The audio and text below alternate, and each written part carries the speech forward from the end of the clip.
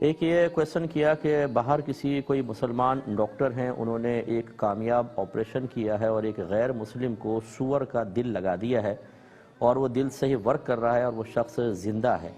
تو ایک سور کا دل لگا دینا اور ایک مسلمان کا لگانا، یعنی ڈاکٹر مسلمان ڈاکٹر کا یہ فعل کرنا، اس کی کیا شرعی حیثیت ہے؟ دیکھیں، اچھی طرح یاد رکھیں کہ ہماری شریعت اس بات کا بڑا لحاظ کرتی ہے کہ اگر اس نے کوئی چیز حرام اور ناجائز بھی کہی ہو، چاہے نص قطعی سے کیوں نہ ہو، لیکن جب معاملہ کسی کی جان بچانے کا آ جائے تو وہی شریعت ہمیں نرمی اور آسانی فراہم کرتی ہے۔ سورہ بقرہ کی آیت نمبر 173 آپ دیکھیے، اللہ تعالیٰ فرماتا ہے کہ انما حرم علیکم، محض حرام کیا ہے اللہ تبارک و تعالی نے تم پر، المیتۃ، مردار کا کھانا، یعنی جو جانور از خود مر گیا یا ہم نے ذبح شرعی صحیح نہیں کیا وہ مردار ہے، یہ کھانا، والدم، اور بہتا خون پینا یہ منع کیا، ولحم الخنزیر،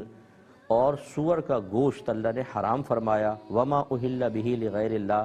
اور وہ جانور بھی اللہ تعالیٰ نے تم پر حرام کیا جس سے ذبح کرتے وقت اس پر غیر اللہ کا نام لیا ہو، یعنی ہم تو اللہ اکبر کہتے ہیں، اس نے بتوں کے نام پہ کیا، لات کے نام پر، عزا، منات، اور پھر ذبح کر دیا یہ جانور،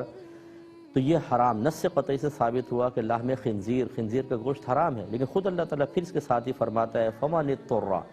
پھر وہ شخص جو مجبور ہو، غیر باغیوں ولا عاد، اس حال میں کہ نہ وہ سرکشی کا ارادہ رکھتا ہو نہ وہ زیادتی کرے، فلا اثم علیہ، تو اس پر پھر کوئی گناہ نہیں ہے۔ یعنی مطلب یہ ہے کہ مثال کے طور پہ اگر ایک شخص پہ 4 دن کا فاقہ ہو گیا، وہ مرنے کے قریب ہے، اسے سور کا گوشت مل جاتا ہے، تو یاد رکھیں اس پہ فرض ہے کہ وہ سور کا گوشت کھا کے اپنی جان بچائے، لیکن بقدر ضرورت، کیونکہ ایک تو فرمایا کہ سرکشی کا ارادہ نہ ہو، اس کا مطلب ہے کہ پرامن حالت میں، نارمل حالت میں دوسرا کھانا ہے وہ چھوڑ کے سور کھائے، یہ منع، اور زیادتی کرنے والا نہ ہو، اس کا مطلب یہ ہوتا ہے کہ بقدر ضرورت، جس سے جان بچ سکتی ہو اتنا استعمال کر سکتا ہے، اس سے زیادہ نہیں، چند بوٹیاں کھا کے اگر وہ بچ سکتا ہے تو جائز۔ علماء نے یہاں پہ یہ فرمایا کہ اگر فرض کر لیں 4 دن کا فاقہ ہو اور سامنے سور اس کو مل جائے، تو اب کیا اگر یہ نہ کھائے اور مر جائے تو جائز ہے؟ فرمایا کہ نہیں، حرام، یہ خودکشی ہے، اسے کھانا فرض ہے۔ ہاں اگر کوئی گن پوائنٹ پہ کہے کہ کلمہ کفر کہو اور وہ نہیں کہتا ہے اور اس کو مار دیا جاتا ہے، یہ شہید کی موت مرے گا، لیکن جو کھانے پینے کے معاملات ہیں اس میں حرام چیز کھا کے اپنی جان بچانا لازم ہو جائے گا۔ اب اس کے تناظر میں آپ یہ دیکھ لیجئے، اب یہ حکم کس کے لیے ہے، کس کو اجازت دی جا رہی ہے؟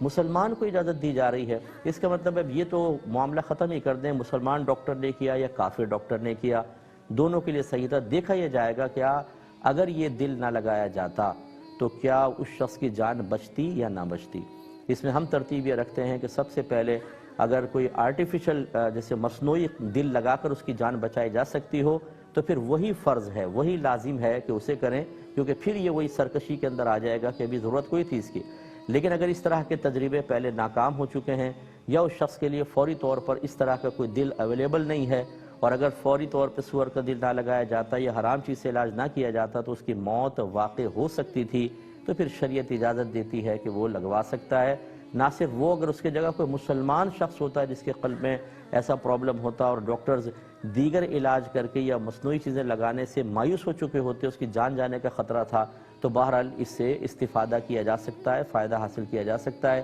جیسے اللہ تعالیٰ نے خود خنزیر کو حرام فرمایا اور پھر بوقت ضرورت اس کے کھانے کی اجازت مرحمت فرمائی۔ مجھے امید ہے کہ انشاءاللہ اس میں جو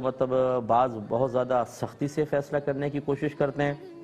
اور تقوی کا اظہار کرنے کی کوشش کرتے ہیں، تقوی اپنے مقام پر، لیکن جس رب نے سور کو حرام فرمایا وہی رب اگر اس مقام پر، کسی بھی مقام پر ضرورت کے تحت اس کے جواز کا حکم دیتا ہے، اجازت دیتا ہے، تو پھر ہمارا تقوی ایک طرف حکمت الہی پر اعتماد کرنا چاہیے اور اس کے تقاضے کے مطابق ہی عمل کرنا چاہیے۔